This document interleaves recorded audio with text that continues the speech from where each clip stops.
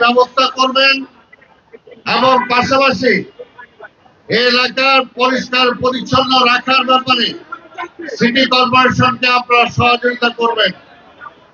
আর কিছুদিন পরে ডেঙ্গুর প্রকোপ শুরু হবে, সেই কারণে আপনারা প্রতিটি মার্কেটে বিভিন্ন অলি গলি থেকে শুরু করে সামনে যে জায়গাগুলো আছে সবগুলো পরিষ্কার রাখার চেষ্টা করবেন।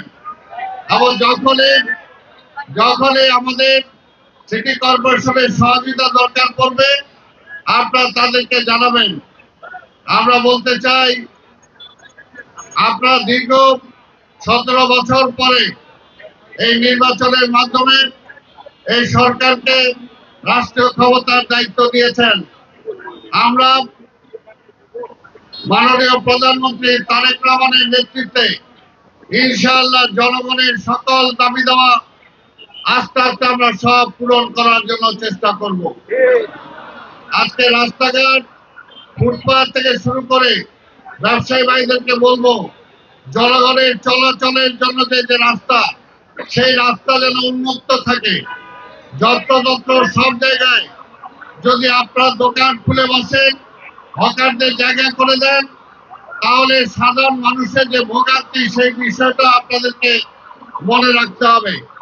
আমরা চেষ্টা করব ঈদের পরে ব্যবসায়ী ভাইদের সাথে বসে, হকার ভাইদের সাথে বসে এটার একটা সমঝোতা করার জন্য প্রয়োজনে আমরা সান্ধ্যকালীন বাজারের ব্যবস্থা করব, মার্কেটের ব্যবস্থা করব, সেইখানে হকার ভাইদের ব্যবস্থা আমরা করে দেব।